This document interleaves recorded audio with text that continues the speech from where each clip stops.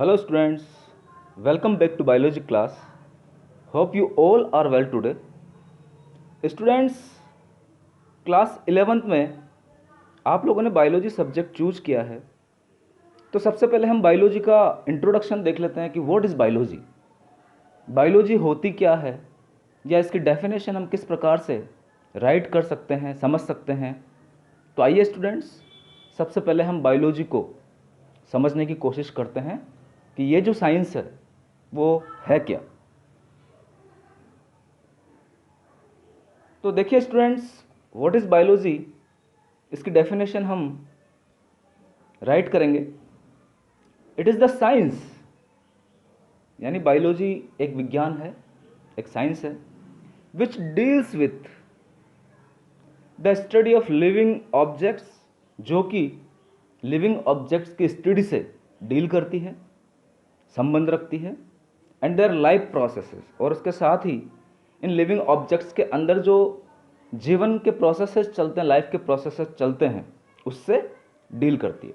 तो इस प्रकार से स्टूडेंट्स बायोलॉजी की डिफाइन हो जाएगी हमारे सामने। It is the science which deals with the study of living objects and their life processes is called biology. यानी ऐसी साइंस जो कि लिविंग ऑब्जेक्ट्स और उनके लाइफ प्रोसेसेस की स्टडी से डील करती है, उसे ही हम बायोलॉजी कहेंगे। सिंपली हम कह सकते हैं कि जितने भी जीवित जीव है और उनके अंदर चलने वाले जो जीवन के प्रक्रम है या प्रोसेसेस है, उनकी स्टडी साइंस की जिस ब्रांच में की जाती है, उसे ही हम बायोलॉजी कहेंगे। बायोलॉजी ग्रीक भाषा के दो शब्दों से मिलकर बना हुआ शब्द है। देखिए, सबसे पहला वर्ड होता है इसमें बायोस, जिसका अर्थ होता है लाइफ, और दूसरा वर्ड है लॉगस, जिसका अर्थ होता है स्टडी। तो इस प्रकार से हम सिंपली बायोलॉजी को डिफाइन कर सकते हैं कि study of life is known as biology. जीवन का अध्ययन ही बायोलॉजी कहा जा सकता है। तो स्टूडेंट्स, अगर आप लोगों से कोई भी पूछ ले कि बायोलॉजी क्या चीज़ है, आप लोगों ने बायोलॉजी सब्जेक्ट चूज किया है, आखिरकार ये बायोलॉजी है क्या, तो आप उनको बताएंगे कि बायोलॉजी दो ग्रीक शब्दों से मिलकर बना हुआ शब्द है, जिसमें बायोस का अर्थ होता है लाइफ और लोगस का अर्थ होता है स्टडी। इस प्रकार से हम बायोलॉजी को सिंपली शॉर्टली डिफाइन कर सकते हैं कि study of life is known as biology. आगे देखिए students, it covers all aspect of the study of living creatures like occurrence. Biology के अंदर अगर हम सारे के सारे लिविंग क्रिएचर्स के एस्पेक्ट की बात करें, तो बायोलॉजी लिविंग क्रिएचर्स की या जीवित जीवों के, जीवित प्राणियों के सभी एस्पेक्ट्स को कवर करती है, जिसमें हम अकरेंस की बात करेंगे। अकरेंस का मतलब उनका होना, कि वो जीवित जीव इस पृथ्वी पर प्रेजेंट है, उनका अकरेंस है। उनका क्लासिफिकेशन यानी उनका वर्गीकरण, उनकी इकोलॉजी पारिस्थितिकी, उनका इकोनॉमिक इम्पोर्टेंस आर्थिक महत्व, उनकी एक्सटर्नल फॉर्म बाहरी रूप, उनका ऑर्गेनाइजेशन संगठन, इंटरनल स्ट्रक्चर, उनकी आंतरिक संरचना, न्यूट्रिशन पोषण, हेल्थ स्वास्थ्य, एवं other body functions, reproduction, life history, inheritance and origin. तो इस प्रकार से स्टूडेंट जो बायोलॉजी है वो लिविंग क्रिएचर्स के इन सभी एस्पेक्ट से रिलेट करेगी, इन सभी एस्पेक्ट के ऊपर अपना फोकस करेगी। तो आप सारे एस्पेक्ट भी लर्न करेंगे कि बायोलॉजी जो है वो लिविंग क्रिएचर्स के occurrence, classification, ecology, economic importance, external form, organisation, internal structure, nutrition, health and other body functions, reproduction, life history, inheritance and origin से रिलेट करती है। रिप्रोडक्शन, एक जीव से दूसरे जीव का निर्माण होना, यानी जीव अपने समान ऑफस्प्रिंग्स उत्पन्न करते हैं, उसे हम रिप्रोडक्शन कहेंगे। लाइफ हिस्ट्री, जो जीवन का इतिहास है उसका अध्ययन भी बायोलॉजी के अंदर किया जाता है। इनहेरिटेंस, इनहेरिटेंस यानी लक्षणों का एक पीढ़ी से दूसरी पीढ़ी में जाना। और ओरिजिन, किस प्रकार से इस पृथ्वी पर जीवन की उत्पत्ति हुई है, उसका जो अध्ययन है या स्टडी है वो भी बायोलॉजी के अंदर किया जाता है। इस प्रकार से बायोलॉजी जो है ये लिविंग क्रिएचर्स के सारे एस्पेक्ट को कवर करती है। आगे देखिए स्टूडेंट्स, हम बात करते हैं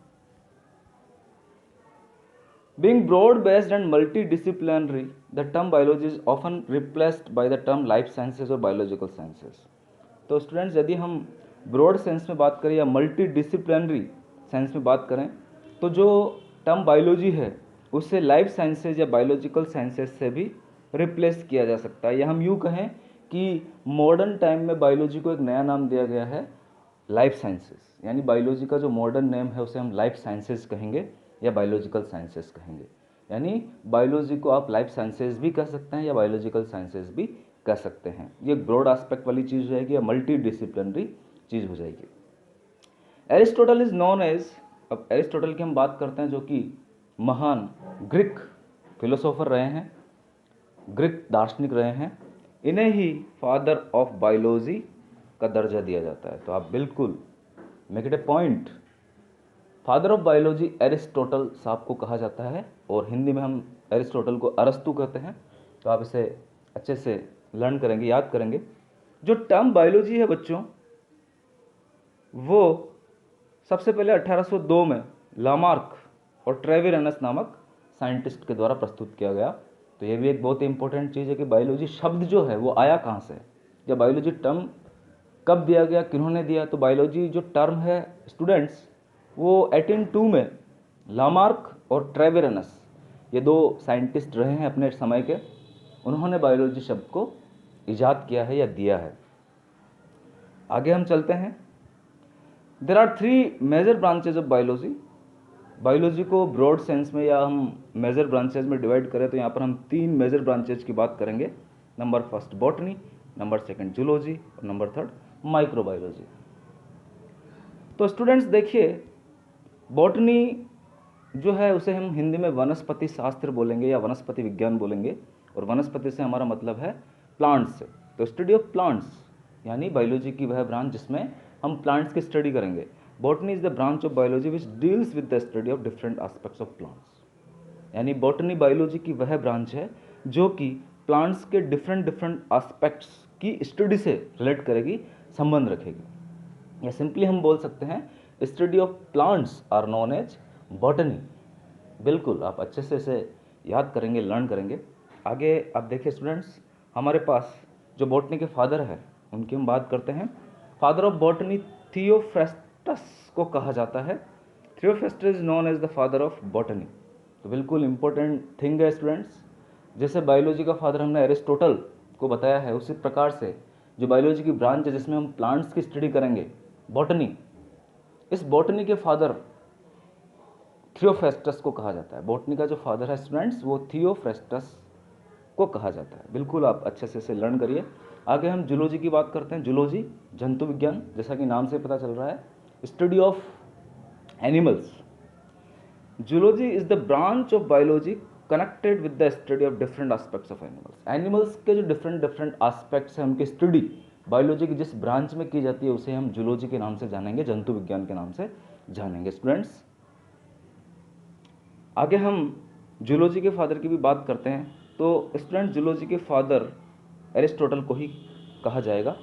यानी जिस प्रकार से बायोलॉजी का फादर एरिस्टोटल, उस प्रकार से जूलॉजी का फादर भी एरिस्टोटल है। तो very very important thing, father of zoology अगर आप लोगों से पूछ लिया जाए तो आप एरिस्टोटल बताएंगे, अरस्तु बताएंगे कि फादर ऑफ जूलॉजी भी अरस्तु। इस प्रकार से अरस्तु बायोलॉजी के भी फादर है और जूलॉजी के भी फादर है, और बॉटनी के फादर आप थियोफ्रास्टस साहब को बताएंगे। आगे आप देखिए, माइक्रोबायोलॉजी की हम बात करते हैं। माइक्रोबायोलॉजी मतलब सूक्ष्म विज्ञान या सूक्ष्म जीव विज्ञान, यानी विज्ञान की वह ब्रांच या बायोलॉजी की वह ब्रांच जिसमें हम बैक्टीरिया और भी छोटे छोटे माइक्रोस्कोपिक ऑर्गेनिज्म की स्टडी करेंगे, उसे हम माइक्रोबायोलॉजी कह देंगे। तो देखिए आप, microbiology is the branch of biology with the study of different aspects of micro organism. तो बायोलॉजी की वह ब्रांच जो कि माइक्रो ऑर्गेनिजम्स के, सूक्ष्म जीवों के डिफरेंट एस्पेक्ट की स्टडी से रिलेट करेगी, संबंध रखेगी, डील करेगी, उसे हम माइक्रोबायोलॉजी कहेंगे।